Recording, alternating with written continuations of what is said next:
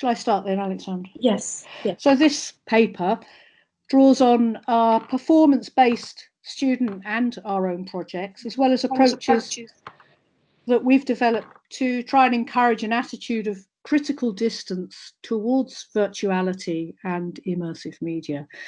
And we'll draw upon our work with the Phi Books project, which started in 2011, and the Riverine Archive, which was in 2019. Alexandra and I have been writing stories online and offline together for about 12 years as part of what we hope is a non-extractive participatory practice. So we'll start with the project we did with the students at LCC, and that was a workshop that Eleanor ran in the context of coding and life drawing. And we were looking at the imaginary of technology. We were looking at power relations, technologies and stories, which actually relate to our previous research. So Eleanor, would you like to describe what this happened? Yeah, so it was in the context of quite a neoliberal context of teaching coding to new students. But of course, code wields power, and code is imbued and entangled with systemic injustice, with power relationships it enables and disables.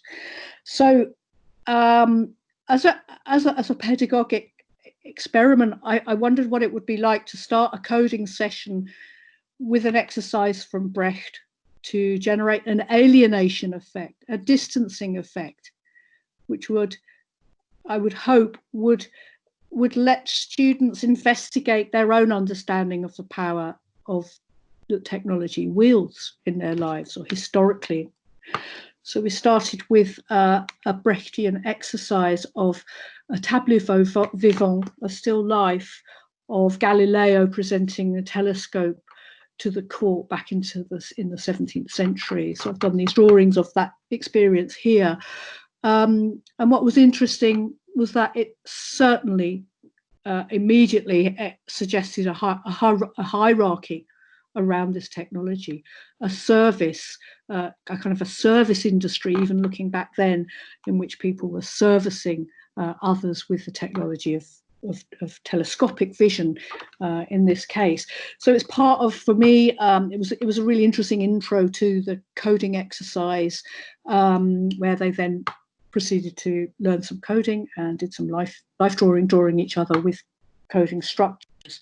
And it's a thread that's gone through all of our work, off and on screen, and in which gesture, in which embodiment, of course, these are positioned as potentially quite subversive aspects of our relationship to technology. The role of the body has been well documented in many critiques of digital structures, of coding, ontology. So this is something that goes through both of our work. Yeah, and I think with this particular work, students had to perform initially how it's with using their bodies, how it would be the moment that we were looking at the moon. So it was interesting to look at their gestures. It was interesting to look at, the power dynamics between the bodies. And of course, these are just the drawings. We had photos of the students, but we thought it would be more interesting to draw from memory what we remember from that performative exercise, because our work has a lot to do with memory as well, and forgetting, and the power relationships within technology and forgetting. So although we have the photos of the students performing the telescope, we thought that this kind of idea of redrawing that moment would be interesting for us. And as Eleanor said, that thread of power and technology goes all the way through our work with the Phi Books, looking at utopia machines, looking at agent A and agent E, reframing ourselves as agents, looking back at work we've done in the past where we were kind of looking at participation and kind of locking people in rooms and playing with consent and participation, locking metaphorically. And also with work we've presented with the AR and VR Phi Books, where we were looking at academia and disorientation and mazes and labyrinths and being kind of confined as an academic. And this is something that Eleanor did not remember yesterday when we talked about it. Maybe I just imagined it. We're not sure.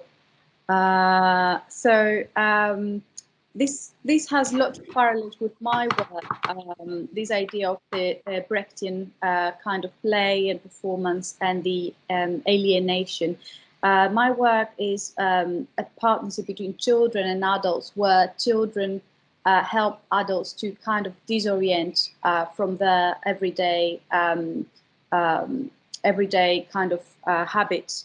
And it's interesting how child play is very similar to that performative kind of aspect of our work, where is in between immersion and criticality. And we came up with that term, immertical, while we were thinking about this paper, which is a stage in between being immersed in play and doing things with each other, doing things with students, and going back to critical space. So it's interesting to think about what, I'm just going to give you some quotes. It's interesting to think about flow and the idea of flow, there's when self-consciousness has a chance to resume, the self that the person reflects upon is not the same self that existed before the flow experience. Is now enriched by new skills and fresh achievements. So we were looking at how when you're part of an event, when you play music, when you draw, when you perform, you don't really realize what is going on, but it's kind of an experience that when you come back, you're more critical about things. And there's also, according to Mars, there's also research that when you do things while you're distracted, you don't have time to analyze what you do, and you're actually more able to make the right decisions afterwards, which kind of means that the unconscious thought leads to generation of ideas that are less obvious and are more creative. And that, I think, links back to the Brecht's alienation effect, or affect, looking at the familiar in a different way. And that is to make it strange and defamiliarization in order to make things understood. And sorry, Eleanor, would you like to add? Yeah, yes. I mean, I suppose for me, as somebody who runs a course which has a very neoliberal framing as about immersion and personalization and user experience, and very much in an individualist mode, what actually interests me is surfacing that which is systemic. What are the systemic structural processes of technology? Who does it service? How is it disseminated? Where is the profit? Who has the power? Who doesn't have the power? So alienation effect, although it comes from the last century, increasingly in the face of what I call empathy rhetoric, is a useful counter to the now naturalized idea that immersion is, in some, especially virtuality, virtual reality technology, is somehow automatically empathy generating, and that empathy is the desirable goal of all forms of immersive experience. So this has been a really useful structure for me. Yeah, and similar, there's obviously we're working with Eleanor many years, but similarly since our PhDs, and similarly that was something that the power dynamics, that was something that I explored in my PhD, power dynamics between a learner and teacher, an adult and a child. And I found at that point during my PhD, I found really interesting the kind of aesthetic play that Schiller refers to, which is a place, an aesthetic state, which is in between the rational, the logical, and the physical and the sensuous, which is something in between, you know, the criticality and immersion. What we're talking about, criticality and immersion with Eleanor, And at that point, sorry, did I click something? Can you see still? Can you see my screen still? Yeah, I can see it. Yeah, is that verticality? Okay. I think I'm in a different. Something happened in my computer. So in my work, I think I've missed the page. So in my work, you can see with a little diagram in that on the corner that I was looking at the range between, you know, fact and fiction, if we can call it fact and fiction, and how adult children were moving in between that kind of critical and immersive kind of space. I think I've got a problem with my computer, Eleanor. If does it work now? What can you see? Can you see the? You can see the page that says immerticality with your little diagram. Okay. Does it move? Not yet. No. Okay. So I think it's stuck. I'll just stop sharing my screen and I'll share it again. If that's okay. So yeah. I think it's stuck. Apologies, everyone. So again, I think the next image is going to be of one of our VR works, which is about our books, the Phi Books. Yeah. Again, going against all the platitudes of good design practice, good practice that I think lulls and hypnotizes people into an immersive world, which suspends criticality potentially. This getting into our book was in some ways quite a nauseating experience in which objects were threatening, which the pages pressed inwards, much like a room where the walls are coming in on you. And we found that an interesting way to have a relationship to our own books, which we've made, to our own drawing, to our own writing, but an interesting way to share that with others whilst without idealizing or explicitly not idealizing the interaction and the nature of the VR experience. Yes, and I think that that's again a way of defamiliarizing ourselves with our own methods, working together and writing books together, exchanging stories, and then trying to always do something new, call us stories in a different way, or break, you know, the logic of the book, and kind of being in accordance with what Sarah Ahmed frames as a political economy, and one I might add a logic of disorientation. So I think, and again, this is a project we did with Gabriel, taking this kind of Phi Books and kind of removing the textures of and the stories of the Phi Books, and for us that is again a kind of alienation and disorientation kind of metaphor for our stories. What happened when we remove the textures and the narratives and the stories from the things we create, and that's again we were thinking about archiving and our past and how we archive all these things we've done, and we were thinking we're really interested that in the lost elements of our projects. Yeah, Eleanor, would you like? Yes, I mean, because Alexandra and I have worked together for nearly 12 years and have moved houses and flats many, many times and have been swept up in the precarious life of, in particular, of UK academics. We've lost a lot of content. We've lost computers. We've lost access to so much of our material. And this Riverine Archive, which we developed as a VR experience. Here, content disappears or bobs up quite unexpectedly. Is that a film that you can play? Yes, to show these blocks represent our practice, aspects of our practice. So it is an archive, but it's a very unstable archive. An archive. Doors and walls as a collaboration methodology. The 5 emerging forms of collaboration, communities of practice online through networked fictions, dreams and stories. sort of quite a nauseating experience. Again, something you're never meant to do in VR is nauseate your users, but this precarity is nauseating for all of us in academia, and our work has been produced under conditions of precarity. In the world, if for some reason, seems only right to represent it in a precarious fashion. Against the party wall that separates our teams, there would.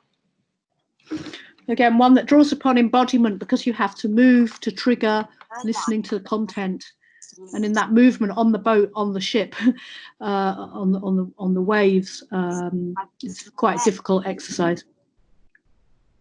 So I can hear her heart beating at night.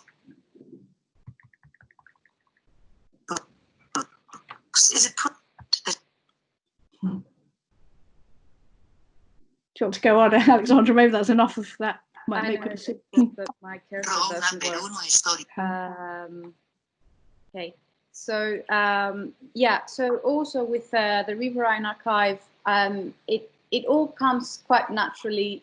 We were with Eleanor at my house near the river, and then we were thinking that our practice is very similar to the way that the river works, and we've used the river many times as part of our work. And also it was quite interesting that we forget all these things, and we were thinking that